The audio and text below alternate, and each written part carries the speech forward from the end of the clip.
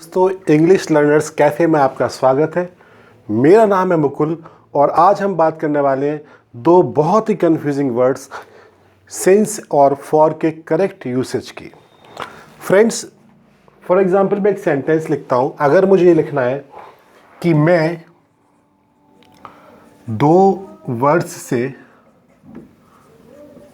नौकरी कर रहा हूं, नौकरी कर रहा हूं, राइट। तो इस सेंटेंस में जो दो वर्ड्स से आ रहा है, इसके लिए हम या तो सिंस लगाएंगे या फिर हम फॉर लगाएंगे। अब दो वर्ड्स की जगह 2 घंटे भी आ सकता है, 1931 भी आ सकता है, 1998 आ सकता है, 10 साल आ सकते हैं। तो हम लोग बहुत ज़्यादा कंफ्यूज रहते हैं कि कहाँ पर हम सिंस का यूज़ करें, कहाँ पर हम सिंस का यूज़ करें और कहाँ पर हम फॉर का यूज़ करें, राइट। तो इसको समझने के लिए मैं थोड़ा सा आपको बैकग्राउंड में लेके चलता हूँ। बैकग्राउंड में पहले हम ये समझने की कोशिश करेंगे कि आखिर माजरा क्या है और समय को हम कैसे समझ सकते हैं। फ्रेंड्स, सबसे पहले ये समझ लेते हैं कि टाइम क्या है, राइट। तो टाइम, जैसा कि आप जानते हो, अगर मैं प्रेजेंट की बात करूं कि फॉर एग्जांपल अगर मैं प्रेजेंट में यहाँ पर हूँ तो मेरा पास्ट पीछे और फ्यूचर आगे है, राइट। अब अगर टाइम इन्हीं कहीं पर होगा, या तो प्रेजेंट होगा या पास्ट होगा या फिर कहीं पर फ्यूचर में होगा, राइट। FUTURE,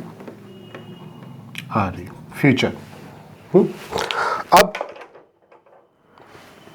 ये तो हो गई टाइम की बात, इसके आगे और इसके पीछे कोई टाइम नहीं है। अब अगर हम एक चीज़ और देखते हैं यहाँ पर, टाइमिंग, टाइमिंग्स। फॉर एग्जांपल हमारी क्लास की टाइमिंग जो है वो 4 PM to 5 PM है, राइट। 4 PM to 5 PM। या हम ये कह सकते हैं कि जो ग्रेजुएशन की डिग्री है उसकी जो टाइमिंग है वो मैंने जो ग्रेजुएशन किया था उसकी जो टाइमिंग थी वो थी 1998 टू ईयर 2001, राइट। तो ये टाइमिंग आ गई। थर्ड हमारा जो आता है वो कहलाता है ड्यूरेशन,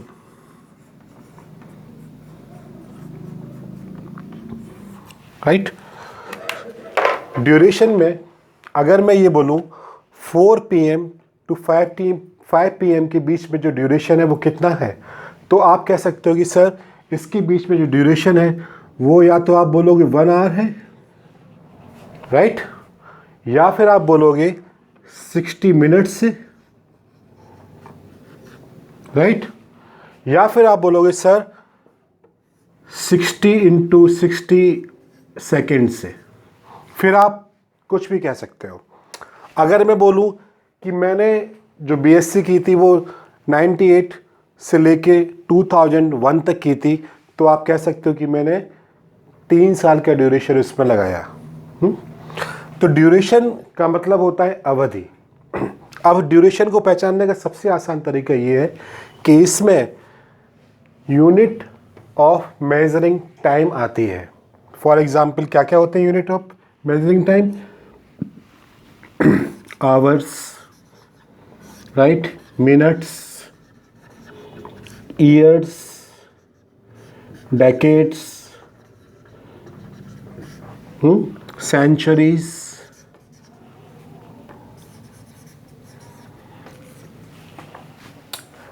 बिल्कुल आसान है समझना।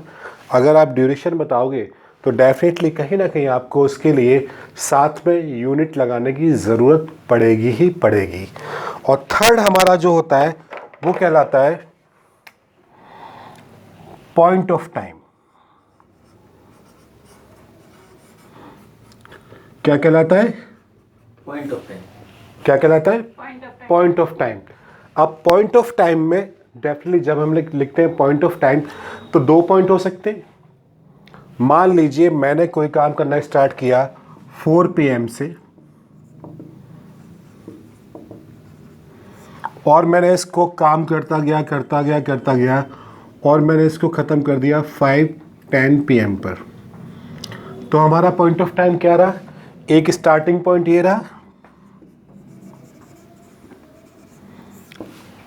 स्टार्टिंग पॉइंट ये रहा, और एंड पॉइंट 5 PM है। तो 2 पॉइंट रहे। अब आप कह सकते हो कि ठीक है, इसमें मिडिल पॉइंट भी आएगा बीच में कहीं पर, राइट? तो स्टार्टिंग पॉइंट और एंड पॉइंट के बीच में आप फिर से देख सकते हो कि ड्यूरेशन कहीं ना कहीं आ रही है। 1 घंटा 10 मिनट की ड्यूरेशन यहाँ पर आ रही है। तो जो पॉइंट ऑफ टाइम है उसमें 2 चीज़ें मेन है। एक तो है स्टार्टिंग पॉइंट और दूसरा है एंड पॉइंट,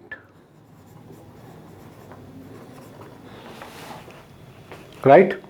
अब एक बार हम फिर से समझ लेते हैं। एक तो होता है हमारा टाइम। टाइम में क्या होता है? प्रेजेंट, पास्ट और फ्यूचर। इसमें कोई भी टाइम हो सकता है। फॉर एग्जांपल अभी मैं आपसे पूछूं कि क्या टाइम हो रहा है, तो आप कह सकते हो कि सर 6:40 हो रहे हैं। बस इतना ही, तो आपने बता दिया टाइम। मैं पूछूं कि आपका जन्म कब हुआ था, तो आप कह सकते हो कि सर मेरा जन्म 1984 में हुआ था, या पूरा की पूरा आप टाइम बता सकते हो। मैं आपसे बोलूँ ठीक है, अगर आपका पोस्ट ग्रेजुएशन कब तक कंप्लीट हो जाएगा, तो आप कह सकते हो सर मेरा पोस्ट ग्रेजुएशन ईयर 2020 में पूरा हो जाएगा, जैसे भी आप कह सकते हो। तो आप फ्यूचर, प्रेजेंट या पास्ट में कोई भी आप टाइम बताओगे तो वो टाइम होगा। वो आप कैसे बता सकते हो, ईयर बता सकते हो, कुछ भी बता सकते हो। और दूसरा होता है टाइमिंग।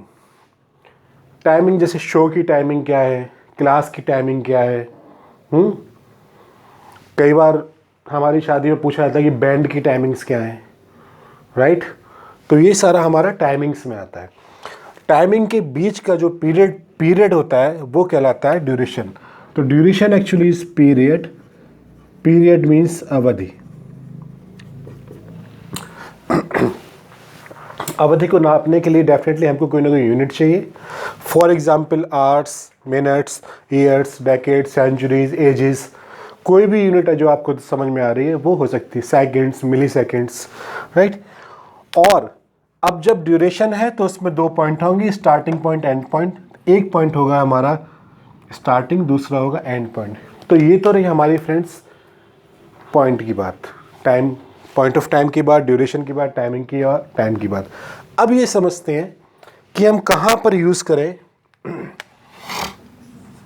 सिंस का और कहाँ पर हम यूज़ करेंगे फॉर का। तो फ्रेंड्स बहुत सिंपल है इसमें। अगर आपको इस सेंटेंस में ड्यूरेशन पता लग रहा हो, बहुत आसान है, ड्यूरेशन में कोई ना कोई यूनिट ज़रूर रहेगी। तो अगर आपको ड्यूरेशन पता लग रहा है तो आप इसके लिए यूज़ करेंगे फॉर। तो ये वाला सेंटेंस हम अगर बनाएं तो ये हो जाएगा आई हैव बीन वर्किंग, या डूइंग जॉब भी आप कह सकते हो। I have been working for 2 years, right? I have been working for 2 years। अगर हम यहाँ पर वर्ड्स की जगह, अगर हम 2 वर्ड्स की जगह मैं यहाँ पर लगा देता हूँ कि मैं 2016 से जॉब कर रहा हूँ, तो मुझे क्या पता लग रहा है? Starting point. फ्रेंड्स ये बात ज़रूर याद रखिएगा कि जब आप सिंस लगाते हो तो आपको एक चीज़ पता होती है केवल, वो होता है आपका स्टार्टिंग पॉइंट। अगर आपको स्टार्टिंग पॉइंट पता है तो आप यूज़ करोगे सिंस का। तो आपको क्या पता लग रहा है? मैं इस सेंटेंस में बोल रहा हूँ कि मैं 2016 से नौकरी कर रहा हूँ। मैं आपको ये नहीं बता रहा हूँ कि मैं 2016 से नौकरी कर रहा हूँ तो मैंने अभी भी नौकरी कर रहा हूँ, या इस बात में क्लियर है। अगर मैं इसमें ये बोलता हूँ कि मैं 2016 से नौकरी कर रहा था, मैंने सेंटेंस चेंज कर दिया। पहले ये सेंटेंस था प्रेजेंट परफेक्ट कॉन्टीन्यूअस में और अब ये सेंटेंस हो गया पास्ट परफेक्ट कॉन्टीन्यूअस में। अगर मैं ये कह रहा हूँ कि मैं 2016 से नौकरी कर रहा था, तो मैंने आपको ये नहीं बताया है कि मैं 2016 से कब तक, मैंने आपको एंड पॉइंट नहीं बताया। तो एंड पॉइंट बताने की ज़रूरत होती ही नहीं है इसमें। तो 2016 से नौकरी कर रहा था या फिर 2016 से नौकरी कर रहा हूँ, दोनों ही केस में आप यूज़ करोगे यहाँ पे सिंस। तो आप लिख सकते हो कि आई हैव बीन, या आप लिख सकते हो, आप हैड बीन भी कर सकते हो, I have been working since 2016, year 2016। तो आई होप फ्रेंड्स कि अब आपको सिंस और फॉर के यूज़ करने में कभी भी कोई कन्फ्यूजन नहीं आने वाला है। इनका यूज़ हम करते हैं मोस्ट ऑफ द टाइम या तो प्रेजेंट परफेक्ट में या फिर पास्ट परफेक्ट में, कंटिन्यूस परफेक्ट कॉन्टिन्यूस में, प्रेजेंट परफेक्ट कॉन्टिन्यूस में या फिर पास्ट परफेक्ट कॉन्टिन्यूस में, right. So thank you so much friends, आज के लिए इतना ही। इसी तरह के आपके कन्फ्यूजन्स को दूर करने के लिए हम और भी नए नए वीडियोस लेके आएंगे। प्लीज़ हमारे Facebook page English learners cafe को ज़रूर सब्सक्राइब करें और हमारा यूट्यूब चैनल भी सब्सक्राइब करें। Thank you so much.